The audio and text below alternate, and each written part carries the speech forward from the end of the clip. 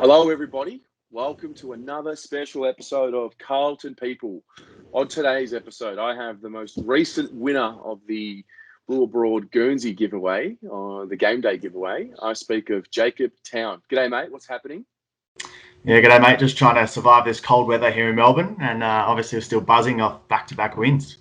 Absolutely, mate. Absolutely. Winning football is good football. 6-6 at the time of recording this video. So, if you're watching this 5 years down the track, this is how we were feeling after round 13 in 2020. Yeah, that's it. It's a bit of a weird feeling. It's been a long time since we've been in this position, and obviously with this type of crazy year, given COVID, it's nice to have some positives and be 6-6. Yeah, absolutely. Now I'm going to guess here. I'm guessing you were a 90s boy. Ooh, close. 87. So premiership. 87. Okay. Yeah. The reason why I ask is because I'm trying to see how much happiness is in your face when you speak to the people. When you speak to the people who have seen the 8 flags, they just talk differently. They've seen it all, whereas people like myself and I guess you. I mean, you obviously. Well, you tell me. Tell me a little bit about your early Carlton memories and where it all began for you. Yep. So I'm a WA boy originally.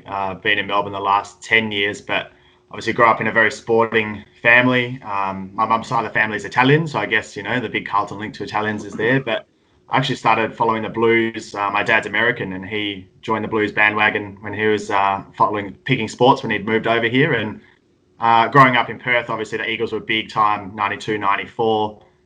So as a little kid, I would have been, 5, 6 years old. He kind of swept up in the Eagles then. And then I remember, I'll never forget, actually, 95 grand final. I went to the Perth Royal Show on grand final day. I think my parents took me then because it was a bit quieter that day than other days. And I just remember seeing a few TVs showing the game, and Carlton obviously got up, and then I was hooked from there. And I was like, nah, I'm definitely Carlton from here on in, and just stuck with them ever since. And like you said, obviously growing up in the 90s, watching the 95 team and then progressing to that 99 prelim, I'll never forget that game, as we all do. Had it on the Name a Game VHS back in the day, and pull it out on those sad times, or those wet, wintry weekends when we're having a loss or winning 2 games to the season. And then I guess the mid 2000s just kind of grew from there. Obviously the salary cap issues, we were poor for a long time, and then up a little bit and moved to Melbourne, and everything kind of flowed on from there.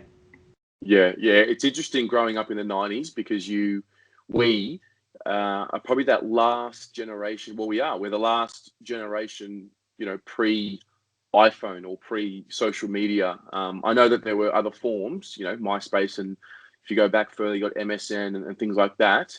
But I think pre-iPhone is the key one there, because life really changed after that. And then when you talk about the way that we consume sports now and the way that we can talk about sports now, compared to, as you said, the VHS days, is fascinating. And then there's probably a good segue because you run a podcast. Tell us a little bit about that.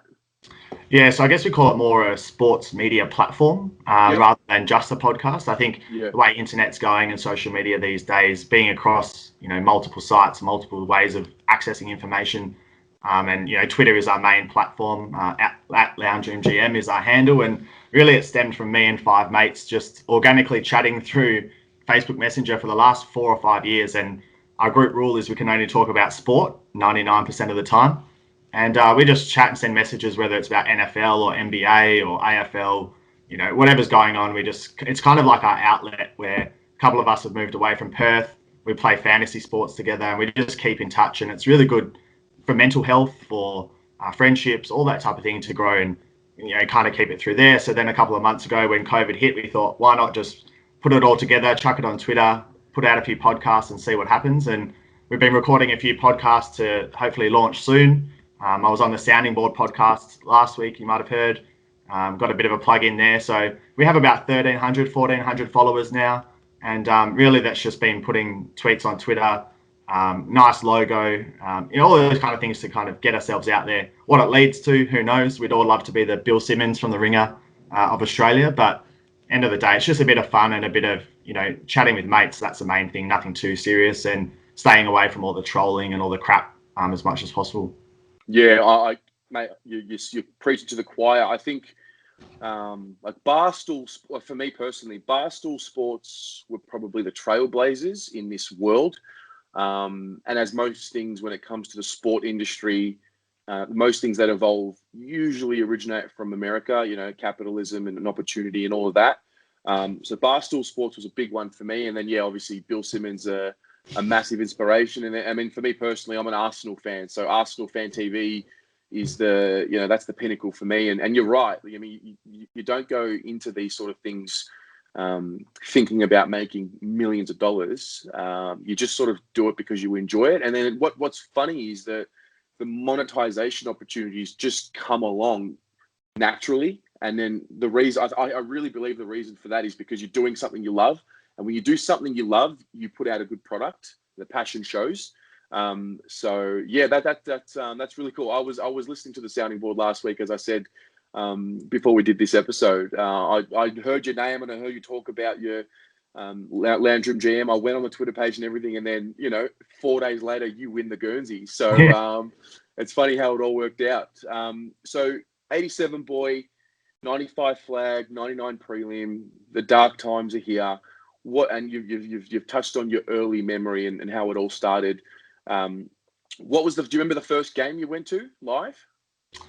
Couldn't tell you the exact first game. Probably in a Dockers Carlton when Dockers were in their inaugural year. Can't remember if they played in Perth. It would have been that first or second year in the comp.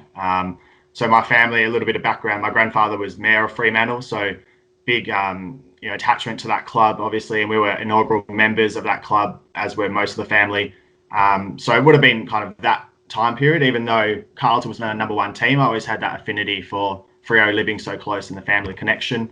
But going to the Wacker on Friday night games, Subiaco Oval, where it used to have standing room behind the goals. Like, not many people, I guess, would remember that these days, other than I'm getting old now, I guess, at 33. So I think that's the first. And WA obviously had a lot of connection to Carlton as a whole. We have a really big supporter base. Always had great support behind the goals over there, and a lot of players. I grew up in East Fremantle zone playing footy for them, so having a lot of affinity from Paddy Cripps to Josh Kennedy, from Earl Spalding, all those kind of players affiliated with East Fremantle and the club as well. So yeah, a lot of history back in the day from WA. Yeah. And when did you move to Melbourne? So I moved here. I just had my 10-year anniversary. Congratulations to me. Can't go home even if I tried at the moment. So I joined as a member. I'm an AFL member, but Carlton club support, because I go to quite a lot of games, not just Carlton. So I've been a member the last 10 years, go to most games, although I've got a 2.5-year-old son now, so it makes it a bit harder to go on a Sunday twilight or that type of thing. But been to games by myself, I've been to games with mates who are visiting, I've found people. I think the Carlton community and Carlton Twitter as a whole, as it's probably the best in the country by a mile. The support you get from other people, the chat, the banter, the knowledge. I think that community support base, especially through this lockdown here in Victoria, has really been something special and something I hold quite dear. And especially the big shout out to the Carlton cheer squad. They really lead that on Twitter and are really good at getting around you as well and helping you chat about the Blues. Yeah, 100%. Yeah, there's NBA Twitter, and that's a thing. That's a bona fide, almost in its own industry within itself. AFL Twitter is. Yeah, I think lockdown and the pandemic has probably brought more people to the platform, because there's just naturally more people probably tweeting and reading and these things, and these platforms do take time to grow as well. But yeah, you're right. I mean, the Carlton Twitter is booming. Carlton fan made media is booming. Obviously I don't follow every other club, but I try and keep an eye out for all the other fan channels. We did a count the other day. I think there's 9 specific podcasts made by fans for Carlton. So you're right. It's a big community. We've got a lot to say. We're a big club, and we've got very passionate fans, and I think it just rubs off with that. And I look forward to seeing what that does to the industry. How do you see it playing out? Yeah, I think it's really, especially in the Carlton side of things, you've got the kind of stalwarts, the old, who saw the 8 flags on Twitter with their point of view, and then they've got the kind of younger generation like us with our point of view, and it's there's clashes at times, like any club has, but it is definitely growing. I barely see other club, and I follow quite a lot of people on Twitter to try and grow, obviously Loungeroom GM and our own brand, but I think our Twitter base by far is the biggest or most active anyway. How it progresses further, I mean, Twitter is only going to get bigger. Social media is only going to get bigger.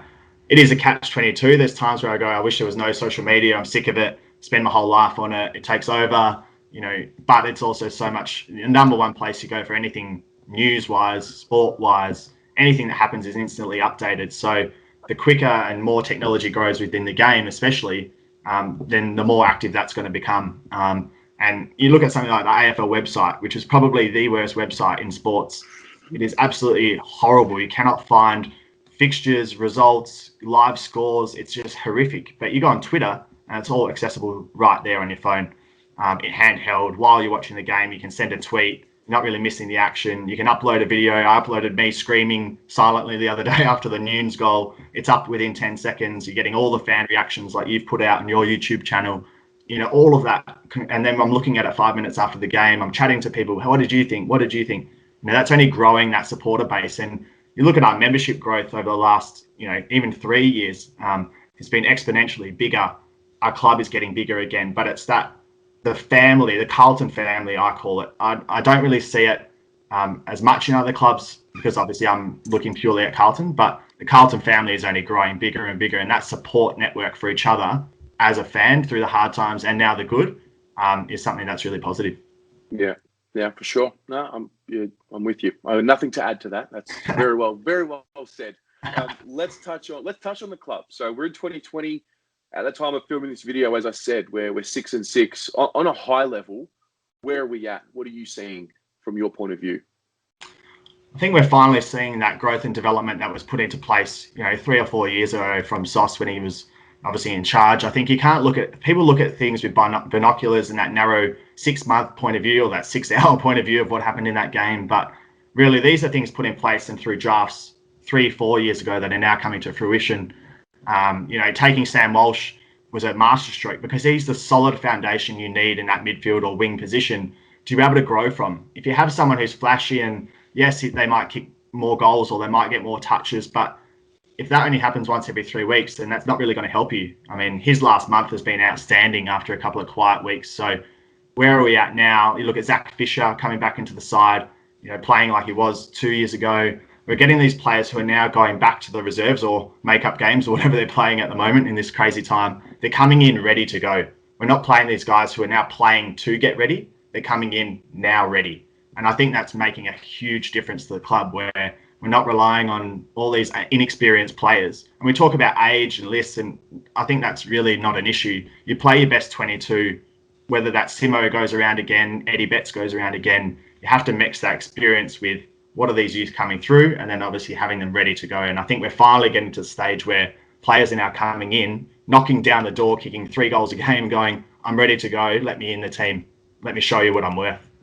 Yeah, one thing I've noticed, maybe because of the fixturing in 2020, but we've obviously just played Fremantle and the Gold Coast Suns. And one thing I noticed, and I don't remember when I've said this with this group, is we now start going into games, not with every team, but with some teams where our young kids, the Fishers, the Wiederings, the Harrys, these kind of guys are, for the first time in their careers, they're older and a little bit more experienced than some of the newer kids coming through. And we're just starting to see that. And we're starting to see them play like that, play like they've had those extra 35 to 40 games, and just can't help but wonder what happens in 2-3 years from now when these guys are right in that sweet spot, 25, 26, and then the next crop of draftees are coming in. And then eventually we're going to be the elder statesmen in the league.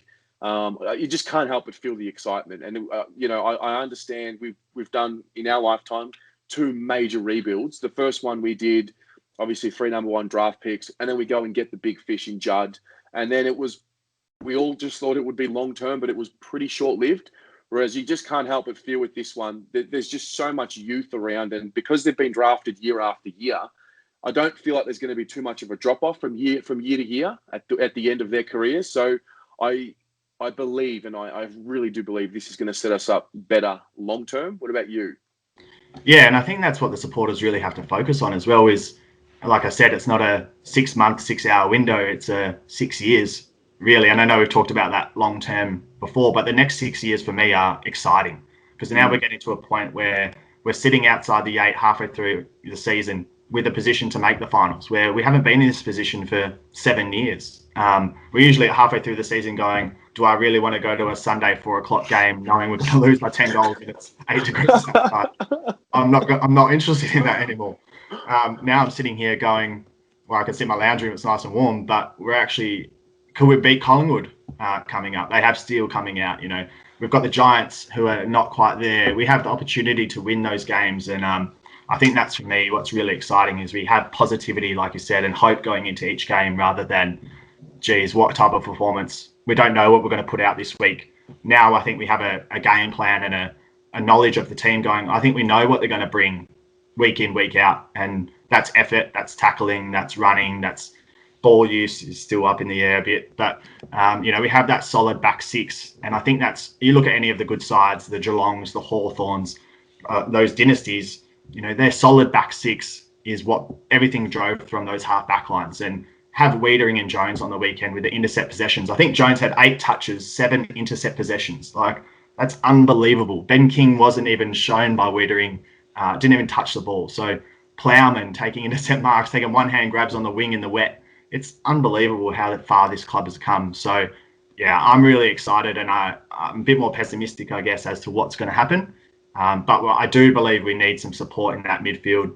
I think that's the one area we need someone a bit more classy to help out Cripps. He just can't do it all on his own. And, we just need a bit of help there, and that'll set us on our way, I think. Yeah, it's an interesting notion. There's been talk about that for a while now. Who we're going to go and get. We need someone to help Cripper out. I actually believe for the first time with this group, the rest of them are actually starting to build around him. Do I think? It's to the point where it's started to have me ask the question, like, who would you be bringing in? Obviously, star midfielders are star midfielders, and if you can get them, you've got to bring them in, and it'll just sort of fast track that growth. But for the first time, some of these thoughts are starting to creep into my mind, like, what if we have the list? Or what if this is the group and we don't need to go and get 5, 6, 7 other guys? Having said that, I would have loved a Stephen Cornelio, no doubt about that. So who do you look at in that situation of who we? You just said the midfielder. So is that the main thing that we're missing at the moment? Is that priority number one for you? I think if you have that solid back six, which we seem to have at the moment, and we've still got Marchbank who isn't there. Who's he going to come in and replace? We've got all these people like Owies, Honey knocking down the door in the reserves. McGovern's still not back in for the forward line. It's, I guess, like you said, do we have the list now that all these people are knocking down the door, but how are we going to get rid of them from the main side who's actually winning games and competitive? I guess we haven't played, when we play the Brisbane Lions and GWS coming up, Collingwood, that'll show where we're at a bit more as well, obviously having played a couple of lower teams the last couple of weeks. So ideally you'd want a star midfielder, but it's not that easy. North bang on about their war chest. They threw as much money as any club's ever thrown at players the last few years and got nothing. Mm. And they're in big trouble at the moment. But then they've got someone like Luke Davies-Uniacke showing a bit, yes, one game, I'm not getting overreacting. He's not like Judd, like some other people have thrown out there. But I think we have a lot of talent there. But that one more classy midfielder, whoever that could be, whoever you could get, would really add that balance. Then you have that 2 studs. You release the younger players so they're not relied on as much to just focus on their game. And I think that can't be undersold, how important that is for how good those classy players are and how much they take on and how much pressure they take off those up-and-coming players as well. Yeah, I can't help but feel also we got our mature age recruiting right for the first time in quite a few years in 2019. You look at Pitternet, he's come in and he's playing. It was a bit of an unknown. Jack Martin goes without saying. He's a lock in the 22 for as long as he's fit and healthy. He's in the 22. So we've nailed that one. Eddie Betts, obviously, a lot of talk about he's not producing the goals, but you just know what he brings on the field in terms of he knows what to do and when to do it, and what he does off the field for the club and intrinsically and emotionally as well is I don't think that can be understated. So and Jack Noons, who I don't think many people had him playing most games in 2020 when we first recruited him. So to have that, I think you're right, because then it allows all of a sudden Paddy Dow, Lockie O'Brien, Liam Stocker, they can just chill for a bit, buy themselves some time, a year or so. And I understand the notion of, but you've got to give them games so they can develop. Well, sometimes you've got to not give them games to develop. Sometimes the development comes from when they're not given games and they're made to really knock the door down. And we've seen that this year. Kennedy, Fisher, when they've come in, they've stayed in. They've had impact right away.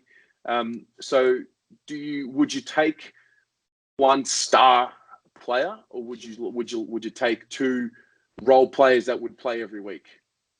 Yeah, I'll definitely take the two role players. I think teams have shown worldwide in sports that if you do your role, do your job. My dad's from Boston, huge Boston sports fan. So the Patriots do your job mentality. They get players in, not on the highest salary. They get them in to do their role, play their role, just focus on that and get it done. And look what's happened. It's really about having that stable team that plays that best, 22 to 25 players throughout the season, and keep that stability as much as possible. Because once that stability is there, then everyone settles. Everyone goes, okay, cool. I'll just focus on this. I know Jack Martin's going to give me this. I know Cripper's giving me this. I know Walsh is giving me this. Suddenly you don't have to worry about those 60 possessions. I worry about my 10 to 15 possessions and 5 tackles or 2 marks or whatever it is that we need to focus on. And then everything settles. The club settles. The supporters settle in it. It builds from there. But in saying that, you have a player coming in like Jack Martin, and I think his explosiveness, his speed, but his defensive ability, he lays one tackle and everything lifts. And the whole side lifts, the supporters lift, and you just see it on the weekend. He had that holding the ball, and it instantly changes the game. And yeah, I couldn't be more happy with someone to come into the club like that as well. No, I'm with you. I mean, when you look at 2021, the prospect of 2021, and obviously for Victorians, we've all been locked down and none of us have actually been to a game this year. Yes, it's sad and it's terrible, but what it's going to do is it's going to give us that extra bit of energy next year. And I just can't help but feel that 2021, when we're back in the stadiums, back at the G, we're already energetic as it is, but it's just going to be that little bit extra. And I wonder if that's going to translate on the field for the players as well. I mean, I get goosebumps thinking about going back to games and doing that all again. And, the big blockbuster games, getting the 90,000 crowds. Oh, my God. What do you look at for next year? Or maybe let's start with this year. How do you see the rest of the year playing out, and what do you see happening thereafter? Yeah, how sad is it that this weekend we'd be looking forward to that 95 build up to a Pies game, and not being able to have that both for the fans and for the players and for the community. I think the AFL community needs the big clubs like us in Collingwood, etc., to be doing well to bring the rest of the league along as well. So obviously we have the opportunity to win. Realistically, we have the opportunity to win all of these games, whether we will or should or whatever is not there, but we have the opportunity this time, and we don't really have that. We haven't had that for such a long time. So we have to win the games that we need to win. The Port game we lost, the Melbourne game still haunts me now. If we had won those 2 games, we would have been sitting so much prettier. So can't worry about that now. We can only worry about what's left, and we have to beat the Crows. I want them to win a game before we play them, that's for sure. Obviously the Lions game is going to be tough, but we match up quite well. The Pies game, I'm actually really confident this week with doing a good show. And I think if we beat the Pies, we've won 3 in a row, then going into the rest of the season, it really sets us up. So I'm not going to mention finals because who knows what can happen. A lot can happen in the next month. Say it, mate. Say it. But yeah, we don't want to miss out. We don't want to be one of those ninth to miss out by percentage because we lost the game to Melbourne and lost the game to Port after the siren. But yeah, I think it's really exciting whatever happens over the next few weeks. And I think Teague's shown that he has the faith in the players, and they obviously want to play for each other. They want to play for him. They're playing for us, the fans, and that settled mentality has really helped with his changes, and he has belief, and that group has belief. So if that belief carries out onto the game on the weekend, then I think we'll be in with a really good show. Yeah. 2 more questions before I let you go, mate. First one is, let's not talk about practicality. Let's get a little bit fantasy. Let's use some fantasy here. You're a fantasy sports guy. Who is one player, whether he fits in the salary cap or not, that you'd bring to Carlton from another club?